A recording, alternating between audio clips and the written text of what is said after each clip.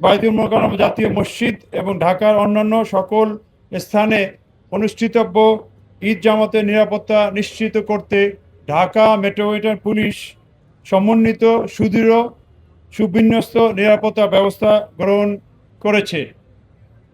জাতীয় ঈদগাহের যে ব্যবস্থা থাকবে, সেখানে জাতীয় ঈদগাহে ঈদের জামাতে কয়েক স্তরে নিরাপত্তা ব্যবস্থা তৈরি করা হবে। প্রবেশ গেটসমূহে তল্লাশির জন্য আর্চওয়ে এবং মেটাল ডিটেক্টর থাকবে।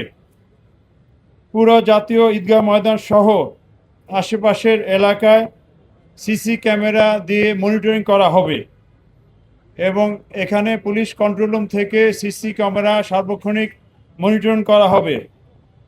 পাঞ্জাবের জগতে একটি বিশ্বস্ত নাম, শাবাব এথনিক ওয়্যার। ঈদগাহ ময়দানে আসার প্রধান তিনটি রাস্তার প্রবেশ মুখে রোড ব্যারিকেড থাকবে, যাতে অন্যান্য গাড়ি এই ঈদগাহ ময়দানের আশেপাশের রাস্তায় না আসে। সেখানে আর্চওয়ে এবং মেটাল ডিটেক্টরও থাকবে। ওই তিনটি পয়েন্ট হলো মৎস্য ভবন, প্রেস ক্লাব এবং শিক্ষা ভবন। ঈদ ময়দানের চতুর্পাশে বহির্বেষ্টনীতে তল্লাশির ব্যবস্থা থাকবে। ঈদ জামাতের চারদিকে আমাদের পুলিশের পিকেট, পেট্রোলিং এবং পুলিশ লাইনিং ব্যবস্থা থাকবে।